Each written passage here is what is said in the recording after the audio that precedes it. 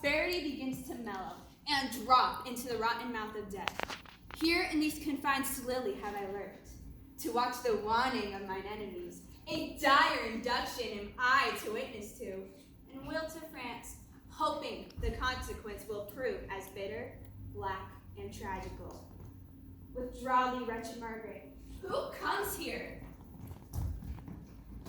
My poor princes, my unblown flowers, my new appearing sweets, if yet your gentle souls fly in the air and be not fixed in doom perpetual, hover about me with your airy wings and hear your mother's lamentation. Hover about her and say that right for right hath dimmed your infant morn to age 9. So many miseries have crazed my voice that my woe-wearied tongue is still in mute. Edward Plantagenet, why art thou dead? Plantagenet doth quit Plantagenet. Edward for Edward pays a dying debt. Wilt thou, O God, fly from such gentle lambs and throw them into the entrails of the wolf? When didst thou sleep, such a deed was done? When holy Harry died, and my sweet son. Dead life, blind sight, poor mortal living ghost. Woes seen, world shame, graves due by life assert. Brief abstract and record of tedious days, rest thy unrest on England's lawful earth, unlawfully made drunk with innocence' blood. Thou wouldst as soon afford a grave. Thou canst yield a melancholy seat, than when I have to hide my bones, not rest them here? Who hath any cause to mourn but I? If ancient sorrow be most reverend, give mine the benefit of scenery, and let my griefs frown on the upper hand. If sorrow can admit society, tell o'er your woes again by viewing mine. I had an Edward, till a Richard killed him. I had a Harry, till a Richard killed him. Thou hast an Edward, till a Richard killed him. Thou hast a Richard, till a Richard killed him. I had a Richard too, and thou didst kill him. I had a Rutland too, thou hopest to kill him. Thou hast a Clarence too, and Richard killed him. From forth the kennel thy womb hath crept, a hellhound that doth hunt us all to death. That dog that had his teeth before his eyes, to worry lambs and lap their gentle blood. That foul defacer of God's handiwork, that excellent grand tyrant of the earth, that reigns in gouged eyes of weeping souls. Thy womb let loose to chase us to our graves. Oh, a bright, just, and true disposing God, how do I thank thee that this cardinal cure preys on the issue of his mother's body, and makes her pew fellow with others' moan. O Harry's wife, triumph not in my woes. God witness with me, I have wept for thine. Bear with me. I am hungry for revenge, and now I cloy me with beholding it. Thy Edward, he is dead that killed my Edward.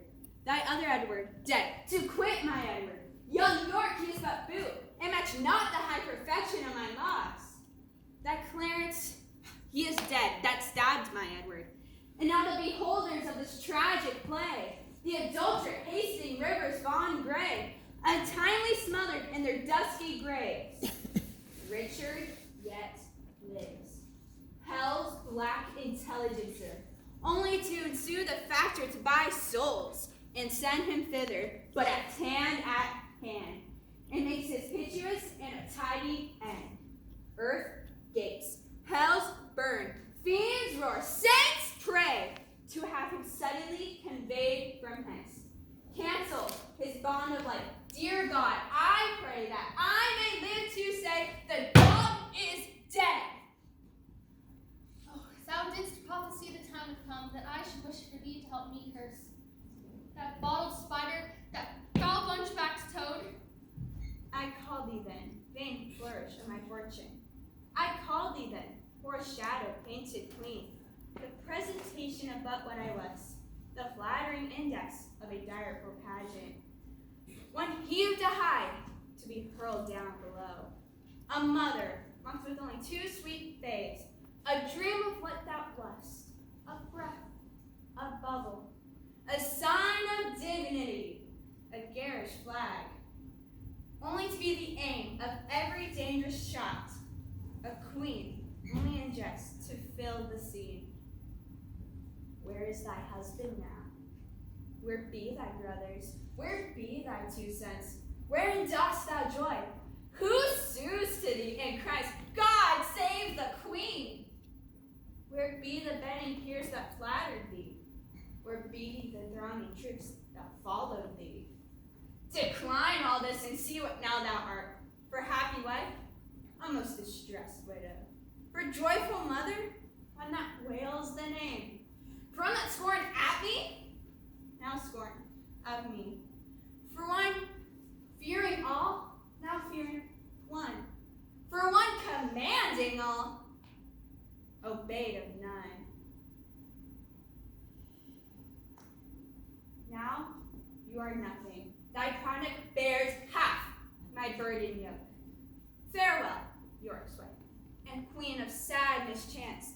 These English woes will make me smile in France. O thou well skilled in curses, stay a while and teach me to curse mine enemies. Forbear the night and fast the day. Compare dead happiness with living woe. Think that thy babes are fairer than they were, and he that slew him fouler than he was. Bettering thy loss will make thy foul curser worse. Revolving this will teach thee how to curse. My words are dull. Oh, strengthen them with thine. Thy woes will make them sharp and pierce like mine. Why should calamity be full of words? Windy attorneys to their client woes, airy succeeders of intestate joys, poor breathing orators of miseries, let them have scope, though what they do impart helps nothing else, yet do they ease the heart. If so, then be not tongue-tied. Go with me, and in the breath of bitter words, let's smother my damned son, which thy 2 sweet sons smothered. I hear his drum, be copious in exclaims.